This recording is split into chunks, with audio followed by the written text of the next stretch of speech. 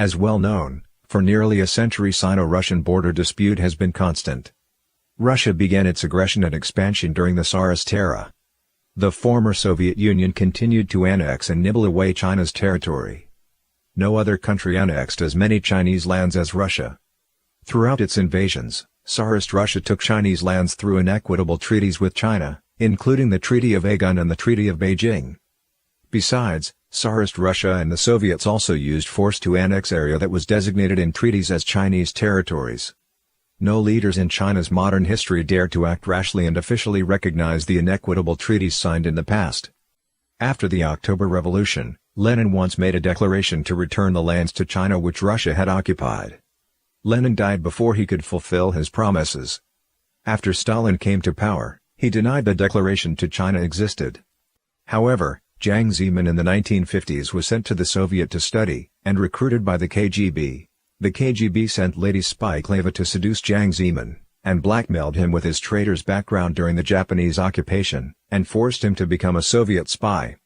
On December 9 and 10, 1999, China Jiang Zemin and Russia's President Boris Yeltsin signed in Beijing the Narrative Protocol on the eastern and western sections of China-Russia boundary. Over 1 million square kilometers of Chinese territories, the size of many times Taiwan, was given away to Russia by Jiang Zemin. Jiang also agreed to give Russia the exit point of Tumen River, cutting off northeast China from the Sea of Japan. From the time that China introduced reforms, and started in the late 1970s to open up, Jilin province had thought to gain access to the sea at the Tumen River. Access would have a far-reaching effect on economic development in the province, and play a critical role in advancing its economy. To hasten gaining access to the sea, the provincial government of Jilin invested heavily for several years in improving the province's infrastructure, and conducted several negotiations with Russia. After more than 3 years of efforts by Jilin, the coastal frontier region of Russia announced its intention to cooperate with China and build a harbor. But just as its smooth negotiation was about to enter its critical decision-making phase, Jiang Zemin privately signed his treacherous agreement with Russia, the Protocol on East section of boundary between China and Russia. The move left China's negotiators dumbfounded. With the Tumen River's entry point to the sea virtually sealed off, the strategic plan on which the people of Jilin had pinned so much hope amounted to but a pile of paper. The treaties Jiang signed with Kyrgyzstan, Tajikistan, and Kazakhstan, the China-Tajikistan-Kyrgyzstan Agreement on Boundary Demarcation, and the China-Kyrgyzstan-Kazakhstan Agreement on Boundary Demarcation ceded all disputed lands. Jiang Zemin ordered the withdrawal of Chinese border troops, such that 500 kilometers from the borders left without any defenses. The area for Russia, Kazakhstan, and Kyrgyzstan which were left undefended, however, reached merely 100 kilometers from the border. Russia military commentators thought Jiang was a fool. During his visit to Philippines, Jiang offered to give up the sovereignty claims over the Spratly Islands, and agreed to join the development of the islands. And after meeting the charming Lady Senator Arroyo, Jiang sang Love Me Tender at the banquet.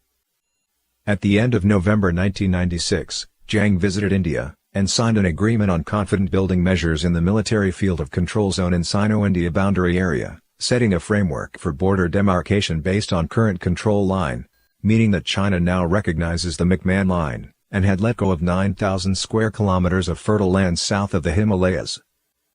Jiang approved Sino-Vietnam Land Border Treaty on December 30, 1999, which gave Vietnam Lao Shan of Yunnan Province, and Pha Ka Shan of Guangxi Province, lands that hundreds of Chinese soldiers had defended with their lives during the Sino-Vietnam Border War of 1979.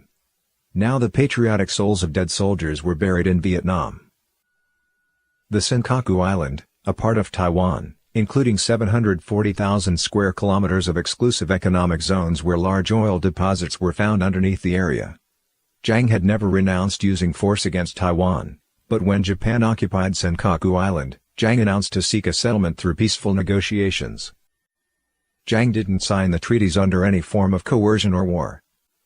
Given the positions Jiang held at the time of the leader of China's Communist Party, government and military, it can be said with unclad certainty that Jiang ceded China's territories of his own accord, to satisfy the Russians, and cover up his background as a traitor, working for the Japanese invaders, and as a spy working for the Soviets. The CCP feared the details of the treaties being leaked. The truth would be equally ruinous for the CCP regime. With the above said, there does remain one possible hope for recovering the territories ceded by Jiang Zemin. And that is to bring Jiang to a public trial. According to the United Nations Vienna Convention on the Law of Treaty, that treaties concluded with fraud, bribery and threat of force, are invalid. If Jiang were brought to trial for the Chinese nation for the land treaties he handled, the treaties he had signed will not count,